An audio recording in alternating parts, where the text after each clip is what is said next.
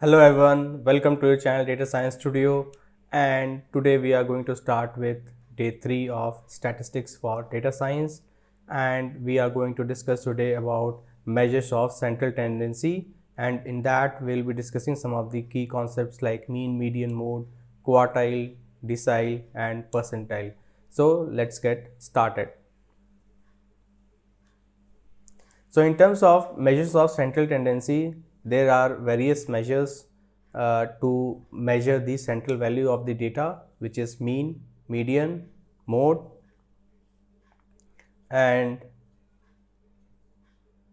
we have quartile, decile and percentile.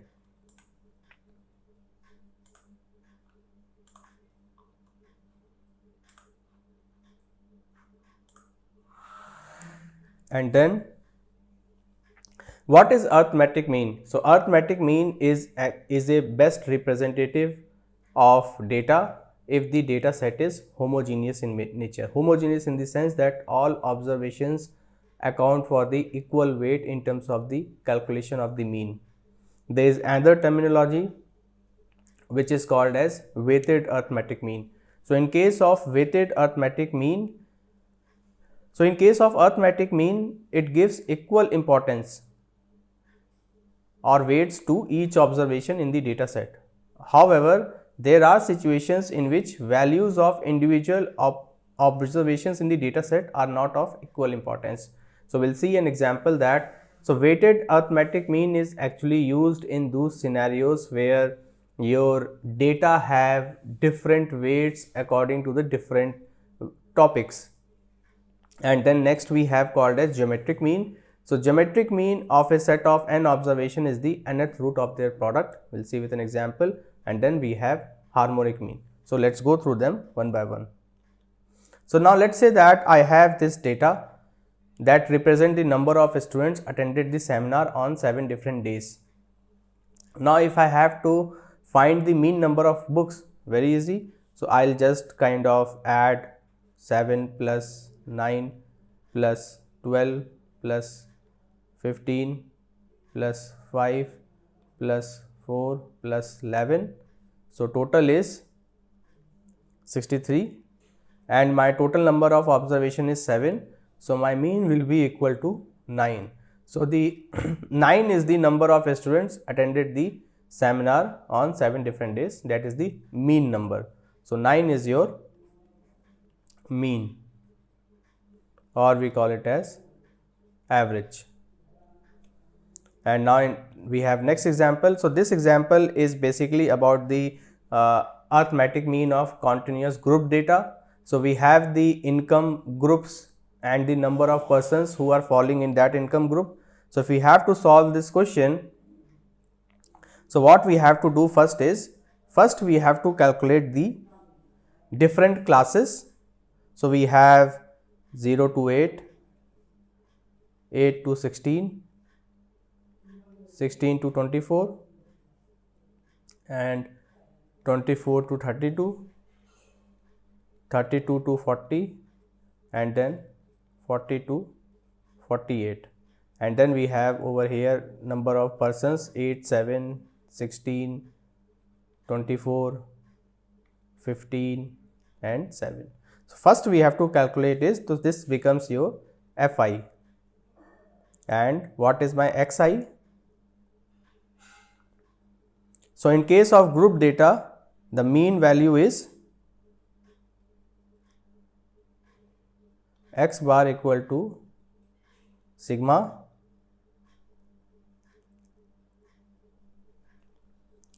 Fi xi divided by n, and I is equal to 1 to n. So this is the formula for group data. So what is Fi? Fi is the total number of persons in the group distribution. And what is Xi? Xi is the mean of the class interval. So the mean of the class interval 0 to 8 will be 4, which is 0 plus 8 divided by 2, and then 8 plus 16, 24 divided by 2 is 12. Similarly, we have 20 and 28 and 36 and 44. So my Fi xi will be 32, 84,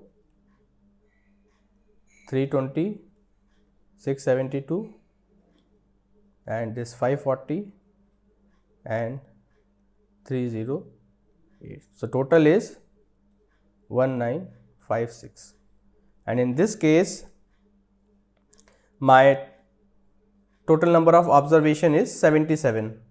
So if you add all this will be 77. So my FIXI is 1956, and if I get it divided, it will be 25.40. So the mean income of the group is 25.40 into 1000, because the income is in 1000. So this is how you can calculate the mean of the grouped interval. Next example which we will see about is how we can calculate the weighted mean. So in case of weighted mean, here you see that the different weights are assigned to the data. So the formula is x bar is equal to sigma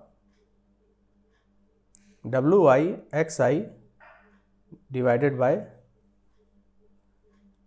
sigma of wi. So what is this is wi, this is xi.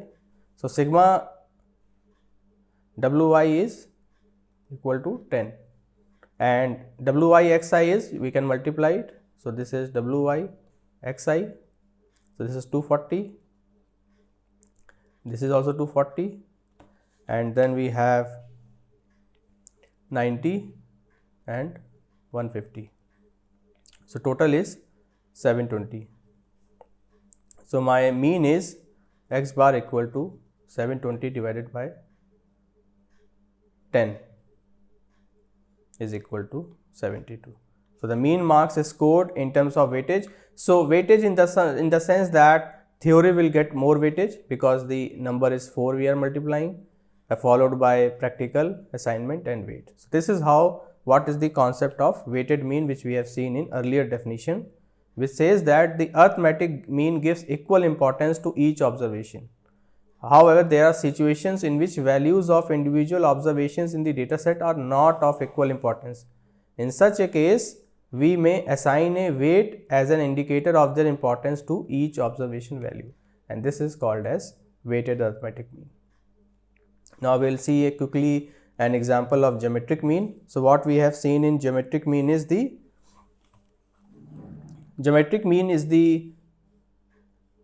nth root. So GM is equal to nth root of all the observations, product of all the observations, and this becomes x1 x2 xn की power 1 by n, and which becomes, so we take log both sides, so log GM is equal to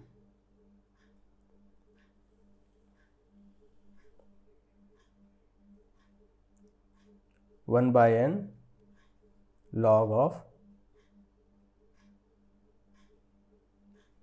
x1 plus log of x2 plus log of xn.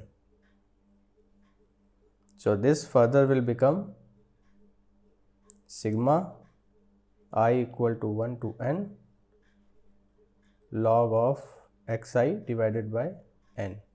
So this is again log of GM. So now we'll take anti-log both sides. So then GM will become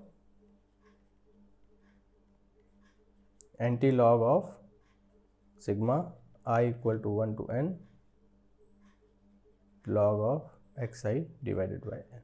So this is what is the calculation of log. So now we have certain elements over here, 50, 72, 54, 82, 93. So first we will calculate the log of xi. So log of xi is 1.6990, 1.8573, 1.7324, 1.9138, 1.9685. So my GM will be, so GM is equal to, so if you calculate the sum, your sum is 9.1710. So my GM will be 9.1710 divided by 5, which is anti-log of, which means this is anti-log of 1.8342, which is equal to 68.26. So this is my geometric mean of this data, and this is the whole process how you calculate the geometric mean by way of anti-log. So we normally, this is just for your information, in our projects we normally go with arithmetic mean or with weighted arithmetic mean. And there is another concept which is called as harmonic mean. So we have seen the definition.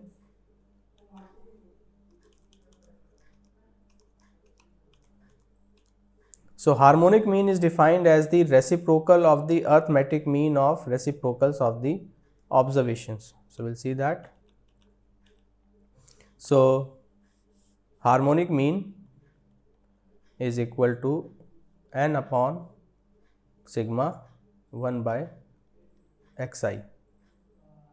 So now let's say that we have this example where a man travels from Jaipur to Agra and takes 4 hours to cover the whole distance, and he travels at different speeds. So first speed is x is 50 km per hour, in the second hour it is 65 km per hour, in the third hour it is 80 km per hour, and in the fourth hour it is 55 km per hour.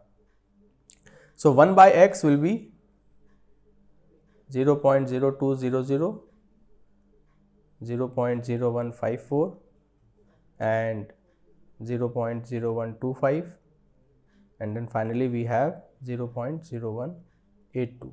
So if you add all this, it is 0.0661. So we have to find the average speed of the motorist over the process. So we have n is total number of observations, which is 4, divided by 0.0661 is equal to 60.5 km per hour. This is how we calculate the harmonic mean. So harmonic mean is defined as the reciprocal of the arithmetic mean. So it is the reciprocal of the arithmetic mean of reciprocal of its own observations. So it's the reciprocal of the arithmetic mean, which is this, and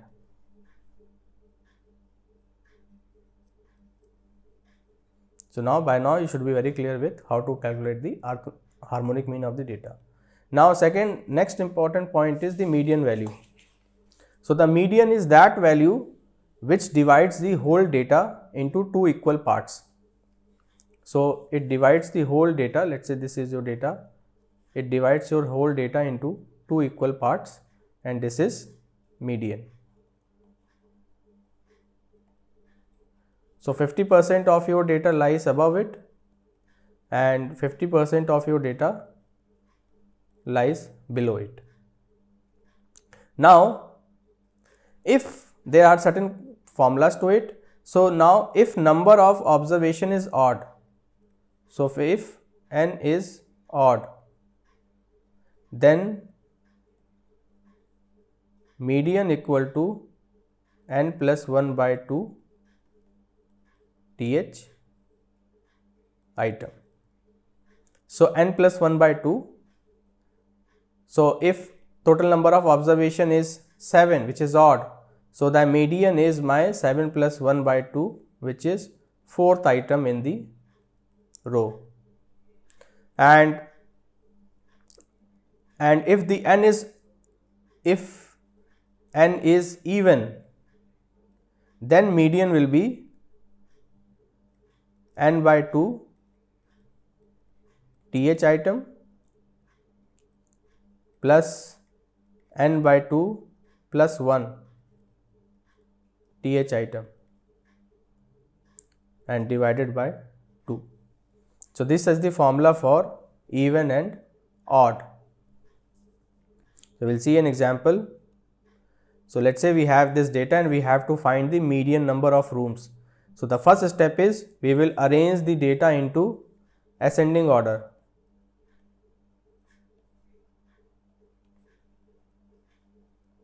We will arrange the data into ascending order. So it becomes 29, 30, 31, 40, 59, 61 and 71. So we have arranged descending order and n is equal to 7, which is it is odd. So my median is 7 plus 1 by 2, which is the fourth item,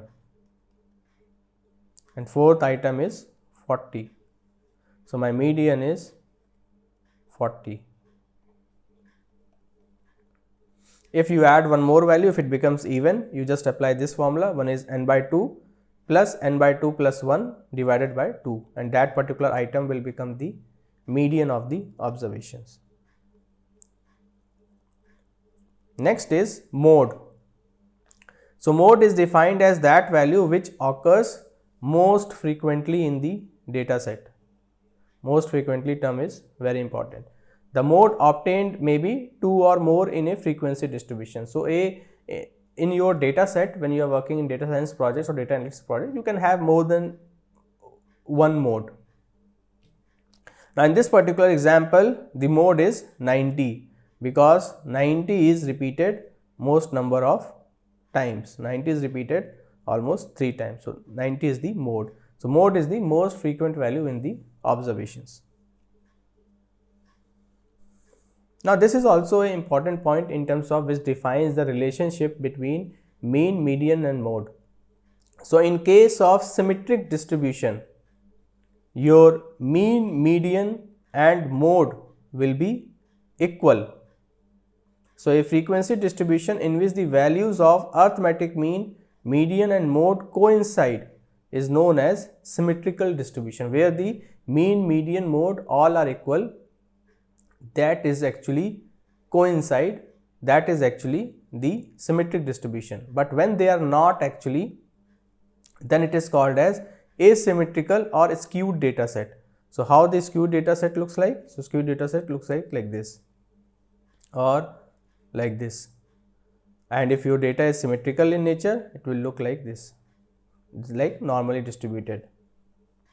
So Carl Pearson, a statistician, gave the relationship between mean, median and mode. So your mode is equal to 3 median minus 2 into arithmetic mean. So if you have to calculate the if you have two values and you have to calculate one of these values and your data is asymmetrical, then you can use this formula.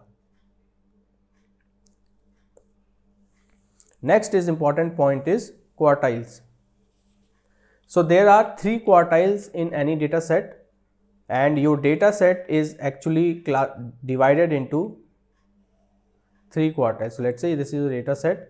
So first is your Q1, then is your Q2 and third is your Q3.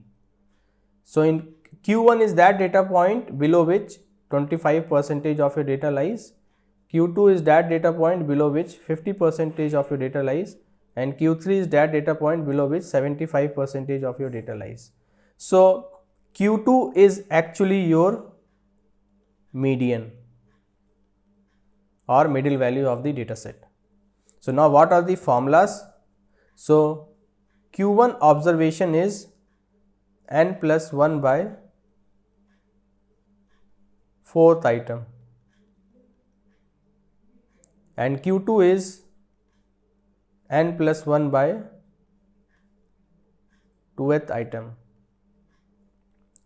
and Q3 is equal to 3 times n plus 1 by 4 th item.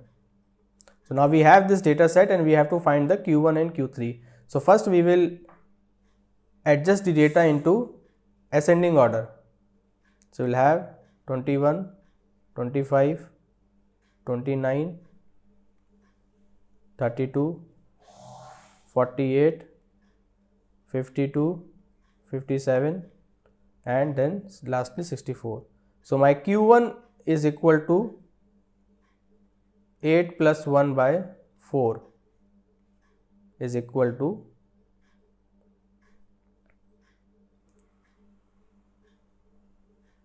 9 by 4 is equal to 2.25 th item.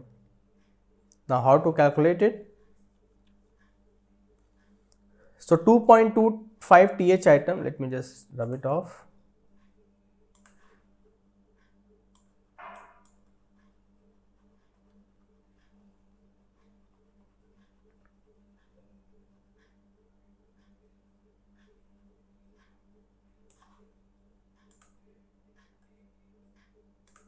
So 2.25 th item is,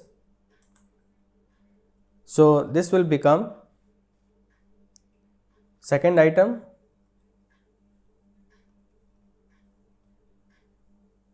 plus 0.25 into third item minus second item. So this will become 25, which is your second item, and third item is 29. So 25 plus 0.25 into 29 minus 25. This will become 25 plus 1 is equal to 26. So 26 is your Q1. And similarly you can calculate the Q3. So your Q3 will be 3 times n plus 1 by 4, which is 3 into 2.25 is equal to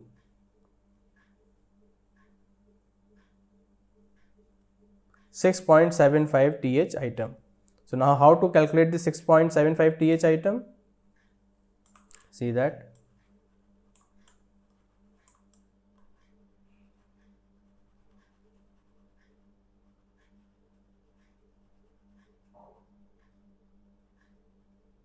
So 6.75 th item will be,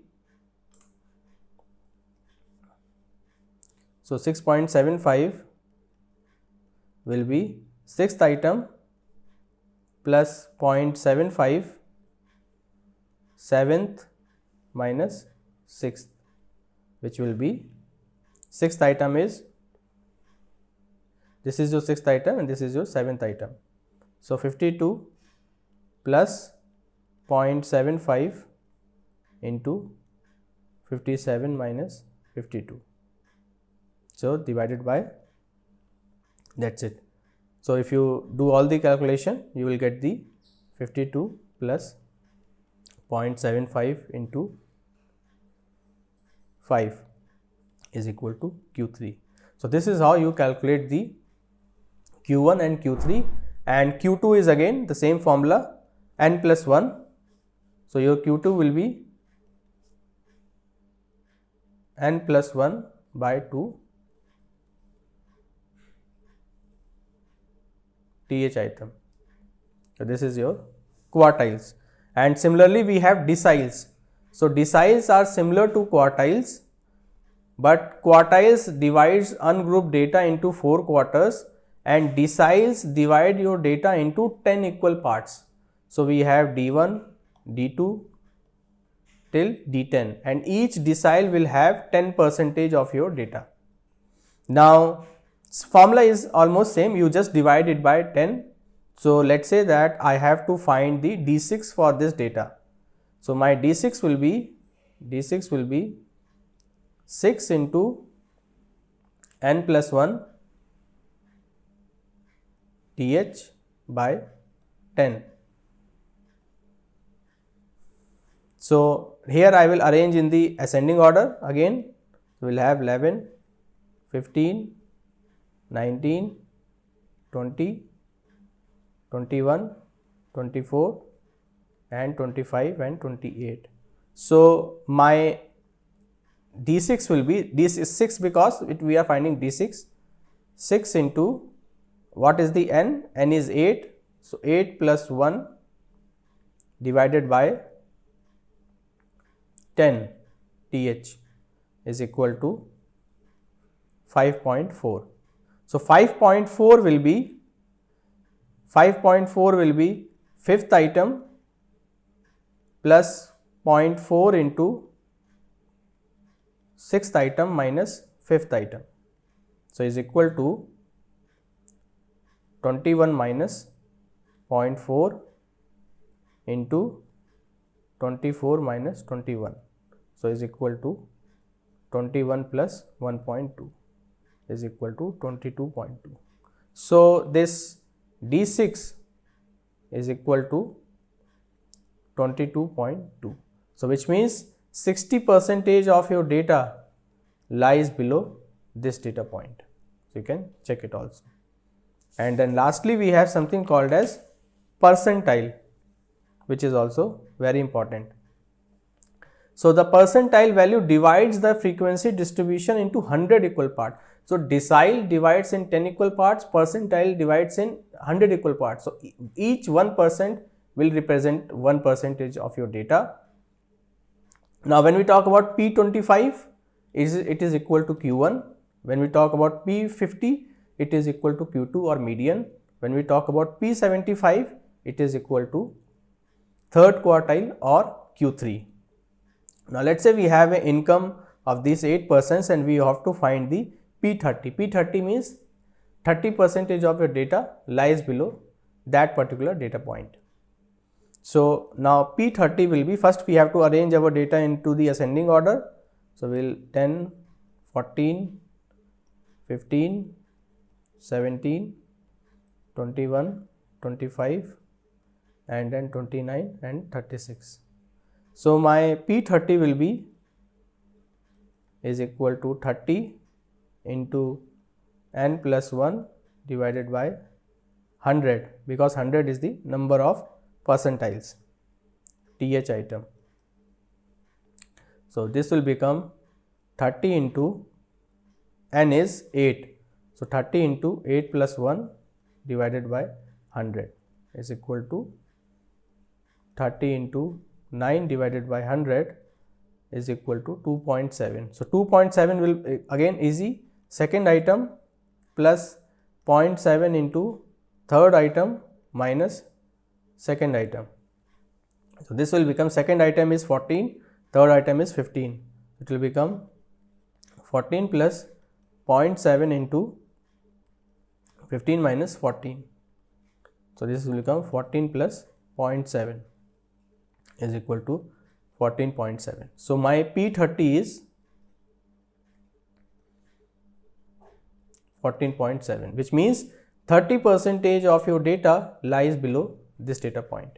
So in terms of usage, percentile, decile and quartile are very important from data science perspective, and arithmetic mean and weighted arithmetic mean is also very important from data science perspective. Next, so we have discussed all the concepts of measures of central tendency,